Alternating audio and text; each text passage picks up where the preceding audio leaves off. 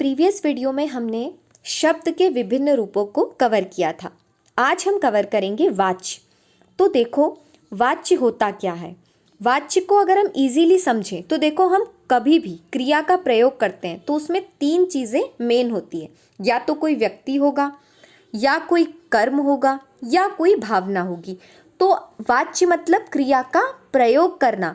तो वाच्य अर्थात क्रिया का वह प्रयोग जिसके द्वारा क्रिया विधान, क्रिया व्यापार के विषय का बोध हो। अर्थात मतलब क्या कि आप क्रिया में किसको ज़्यादा महत्व दे रहे हैं या क्रिया का मुख्य प्रभाव किस पर है, इसी को वाच्य कहा जाता है। तो आप अगर 3 मार्कर में ये क्वेश्चन आता है तो आप इजीली, अगर आपको कोई स्टैंडर्ड डेफिनेशन लिखनी हो आपके एग्जाम में, आप इजीली इस डेफिनेशन को लिख सकते हो कि क्रिया का वह प्रयोग जिसके द्वारा क्रिया विधान या क्रिया व्यापार के विषय का बोध होता है, वाच्य कहलाता है। वाच्य के 3 प्रकार हैं, कर्तावाच्य, कर्मवाच्य और भाववाच्य। आप एक उदाहरण दे सकते हो, जैसे सीता खाना बना रही है, ये कैसा वाच्य है? कर्म वाच्य है। ठीक है, तो 3 मार्कर में अगर आप आए तो इजीली बता सकते हो वाच्य अर्थात क्या। वाच्य अर्थात क्रिया का वह प्रयोग जिसके द्वारा आपको क्रिया विधान या क्रिया व्यापार, क्रिया में किसका महत्वपूर्ण योगदान है, उस पर फोकस किया जाए, वही कहलाता है वाच्य। ठीक है, तो पहला 3 मार्कर हमारा कंप्लीट हुआ, वाच्य किसे कहते हैं। अब हम बढ़ते हैं नेक्स्ट 3 मार्कर पे। नेक्स्ट 3 मार्कर आपसे बन सकता है कि कर्तवाच्य या कर्तावाच्य किसे कहते हैं। तो देखो कर्तावाच्य मतलब क्या। कर्तावाच्य मतलब जिसमें मेन फोकस किस पे हो, कर्ता पे, कौन व्यक्ति क्या काम कर रहा है। अगर इस बात पे मेन फोकस है तो इसे कहा जाएगा कर्तावाच्य। ठीक है, तो वाक्य जिसमें क्रिया विधान का मुख्य विषय कौन हो, कर्ता, ऐसे वाक्य को कहा जाता है कर्तावाच्य। उदाहरण है सीता पुस्तक पढ़ती है, तो यहाँ पर कौन करता है, सीता। तो इस तरीके से आप 3 मार्कर में ये डेफिनेशन लिख सकते हो कि वाक्य जिसमें क्रिया विधान या क्रिया का विषय कौन है, कर्ता, ऐसे क्रिया विधान को हम कहते हैं कर्तावाच्य। इसका उदाहरण है सीता पुस्तक पढ़ती है।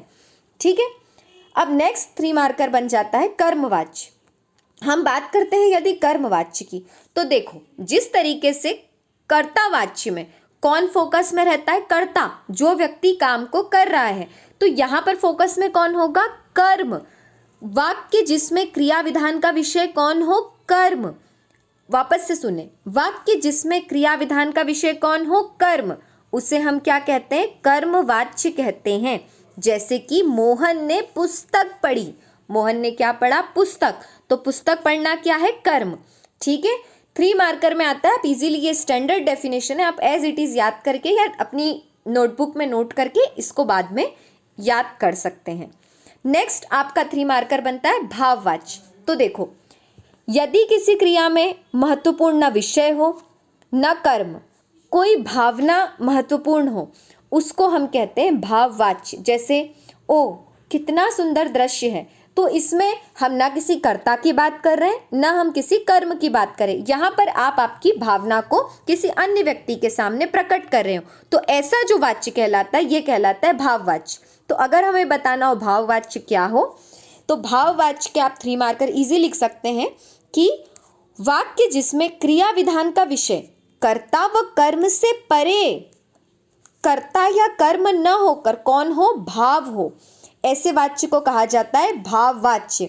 ठीक है, अब इसमें देखो कभी भी लिंग और वचन कर्ता के अनुसार नहीं बदलते, इसमें हमेशा एक जैसी बात रहती है। जैसे उसको पढ़ना आता है, अब अगर मैं बोल रही हूँ उसको पढ़ना आता है, तो ये लड़के के लिए भी यूज हो सकता है, लड़की के लिए भी यूज हो सकता है। वह गाती है, ये स्पेसिफिक है कि किसी लड़की के लिए बोला जा रहा है, बट ये स्पेसिफिक नहीं है कि किस लड़की के लिए बोला जा रहा है। मतलब आप सिर्फ आपका एक भाव किसी अन्य व्यक्ति के सामने प्रकट कर रहे हो, तो ये होता है भाववाच्य।